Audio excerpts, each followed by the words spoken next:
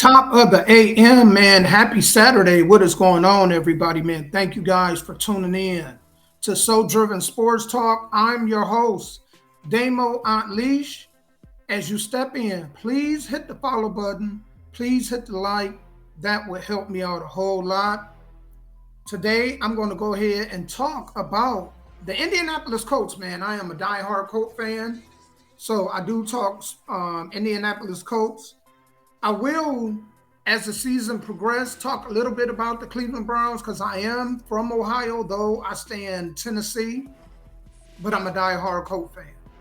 I wanted to get on here and talk about this.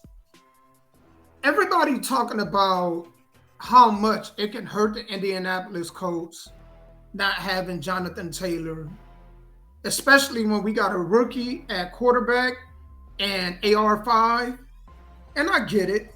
You know, man, it's not going to be easy for him not having the star player and somebody that knows the offense or that can pick up blocking schemes for him back there and somebody that can actually, man, kind of help him out, get pressure off of him. But with that said, let me say this. Jonathan Taylor is taking a really, really big risk, especially when it comes to his money.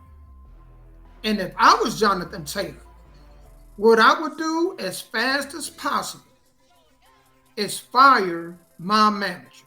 My agent would have been gone yesterday. And here's why.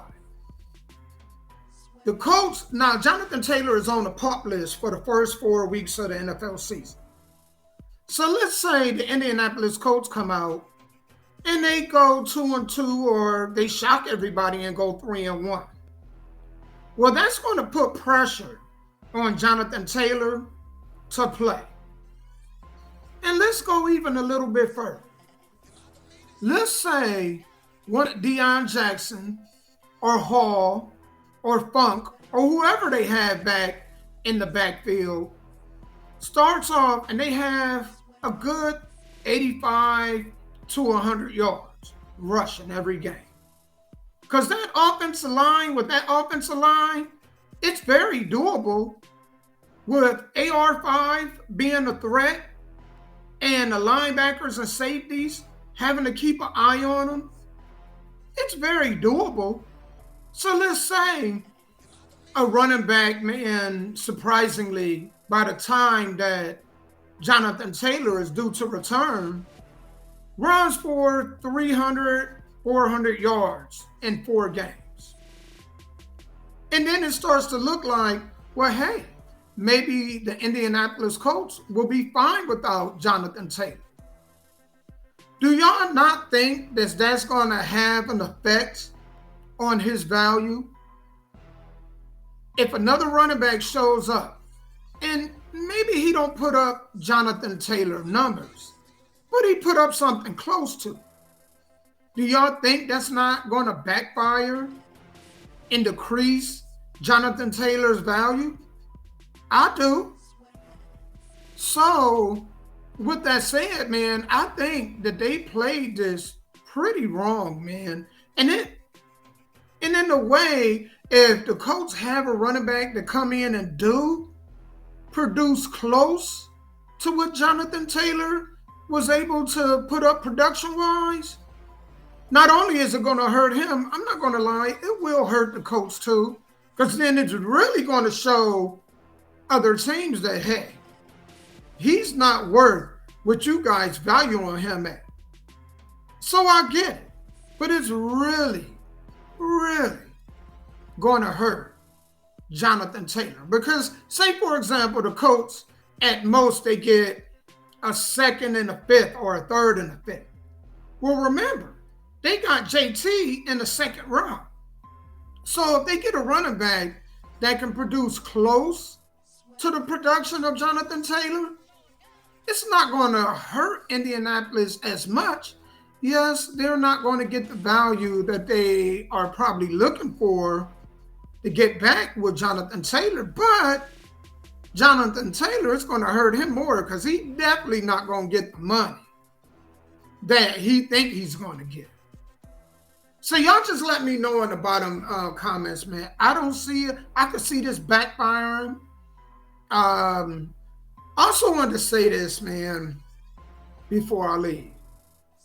I wish the Indianapolis Colts, Chris Ballard and Jim Irsay, just not do interviews anymore. Please don't do any more interviews.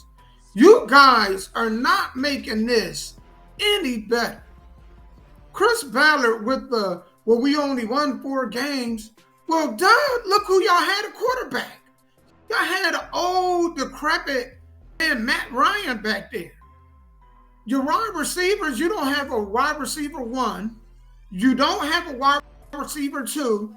I even question if we have a wide receiver 3 back there. I am not too thrilled with Pittman or Pierce. I'm just going to tell you. I actually think it will benefit Anthony Richardson more if he used the tight ends. If we use the 2 tight end set, get 2 big tight ends, and tight ends and the running game usually are what help quarterbacks, especially when they're developing and they're learning how to read defenses. Their scapegoat is the tight end and the running back. And with Anthony Richardson's skill set, it should be pretty simple to put together some kind of offensive set in which he can be successful. And so, please, I wish the front office, everybody from the front office, just keep their mouths closed. Ownership definitely, even though we know that's impossible. Irsay ain't never gonna keep his mouth closed, but I just wanted to, put my 2 cents in, man. Let me know what you guys think in the comments below. Please make sure you read the ticker below. I am looking for artists and I am looking for businesses to promote. It'll tell you how to get promotion on the bottom ticker if you read at the bottom. I appreciate y'all for tuning in, man. God bless y'all. Y'all have a great rest of your day and a good weekend. Peace, love, and looking forward to football next Sunday. Matter of fact, next Sunday, we might go ahead and start talking about fantasy football. I am in the fantasy league, so I might talk about that a little bit on Sundays. But peace, love. I hope y'all have a great rest of the day. I'm out.